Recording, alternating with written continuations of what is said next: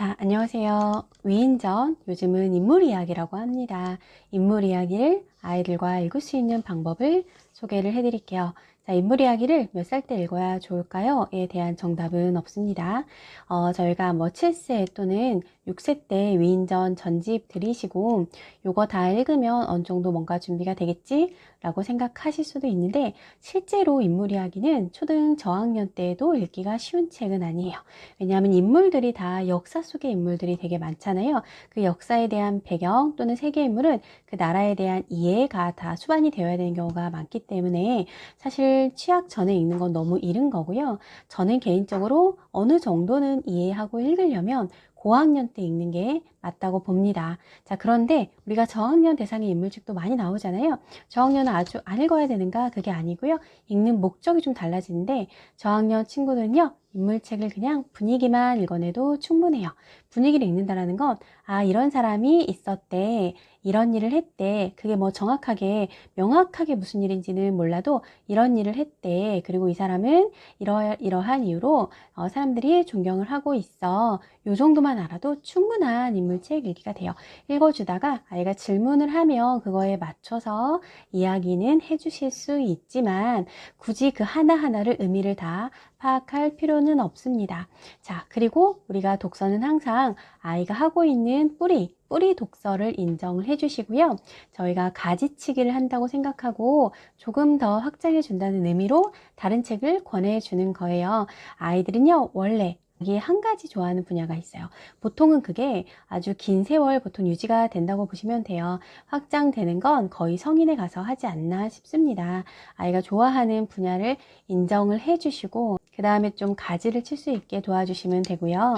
저도 아이들하고 라운북다운 카페에서 독서 프로젝트를 하고 있는데 이 프로젝트 기간이 보통은 한 달이에요. 왜냐하면 어떤 아이가 평소에 안 읽는 책을 같이 읽도록 도와주는 데 있어서 한 달 정도만 좀 계획적으로 하는 거지 독서 자체를 전체를 프로젝트로 할 수는 없거든요. 인물책 읽기도요. 꼭 읽어야 돼서 제가 지금 소개를 해드리는 게 아니고요. 아이의 세계를 넓혀주시는 거라고 생각하시면 좋겠습니다. 자, 우선은요.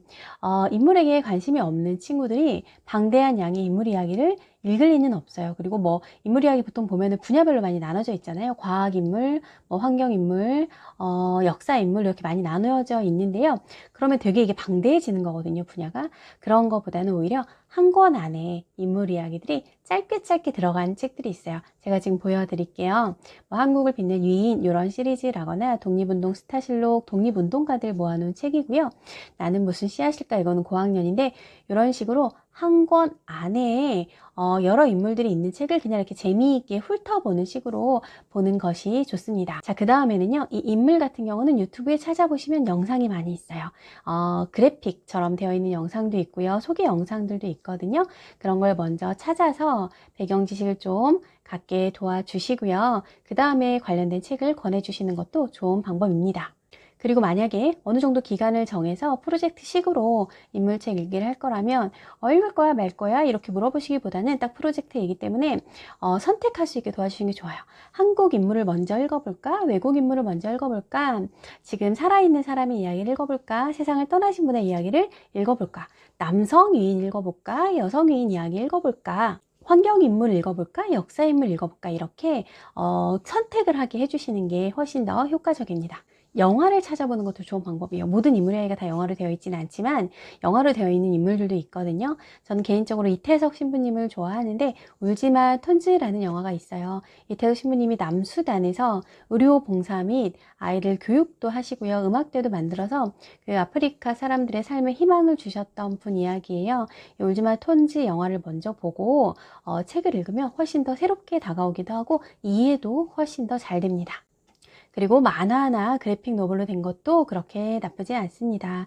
보물창고라는 출판사에서 나온 평범한 사람이 세상을 바꾼다 이 시리즈가 있어요. 판형도 되게 작고 가볍고 저학년이 보기에 부담이 없어요.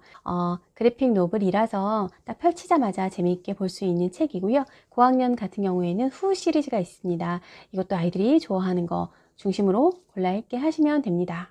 물론 이 시리즈라고 해서 이거를 다 읽을 필요는 없습니다. 그 다음에 아이가 좋아하는 관심사, 꿈 이런 것과 연결해서 찾아보시면 인물책이 보통 나옵니다. 환경에 관심 있는 어린이라면 뭐 왕가리, 마타이, 그림 그리기를 좋아하는 아이라면 화가 이야기들, 뭐 우리나라는 김홍도가 있겠고요. 외국 화가도 많죠. 피카소도 있고요. 곤충 관심 있는 어린이라면 파브르 이야기, 의사에 관심 있는 어린이라면 인물 이야기가 특히 의사들이 되게 많거든요. 꼴찌, 세계 최고의 신경외과 의사가 되다라는 책이 있어요. 이런 책도 괜찮습니다. 그리고 건축에 관심 있다면 위대한 건축가 안토니오 가우디의 하루라는 책이 있습니다. 저는 지금 대표적으로 이렇게 제가 딱딱 떠오르는 책만 이렇게 소개를 해드린 거고요. 찾아보시면 더 많이 나옵니다. 그리고요, 고학년인데 인물 이야기를 거의 안 읽었다 그러면 한 사람을 일단 지금 말씀드린 어떤 기준들로 정하세요. 그리고 정한 인물 책을 저학년 책부터 고학년 책까지 다 도서관에서 빌려오셔서 순차적으로 읽는 것도 나쁘지 않아요. 장기려 박사님의 이야기를 읽어야겠다라고 마음을 먹으셨으면 그림책으로 된 장기려 박사님 이야기도 있고요. 중간 정도 3, 4학년 수준에 된 책도 있고요. 고학년 대상으로 나온 책도 있습니다. 이렇게 여러 수준을, 난이도를 좀 넘나들어서 이렇게 도와주시면 훨씬 잘 이해를 할 수가 있습니다. 자, 다시 말씀을 드린 대로 저학년 때 인물책을 읽으려면 그냥 분위기를 파악하는 정도면 충분하고요. 그렇게 분위기를 파악하면서 읽어도 이런 사람들이 세상에 있었고 이 사람들이 세상을 이렇게 만들었대 라고 아이들이 느끼기 때문에 충분히 읽기로서의 가치가 있고요. 고학년 돼서 정말 관심이 생겨서 읽으면 인물책 한 권으로 어떤 동기를 얻을 수도 있고요. 마음의 울림을 받기도 하고요. 그렇지 않더라도 세상을 이룬 사람들의 이야기이기 때문에 세상을 이해하는데 관점이 좀 넓어지는 효과를 누릴 수가 있습니다. 방학이나 혹은 아이와 상의하셔서 우리 이번 달은 한번 인물책을 조금 더 읽어보는 달로 할까라고 해서 같이 도서관에 가서 책 찾으시고요. 지금 말씀드린 방식들을 조금 고려하셔서 하면 충분히 즐겁게 읽을 수가 있습니다.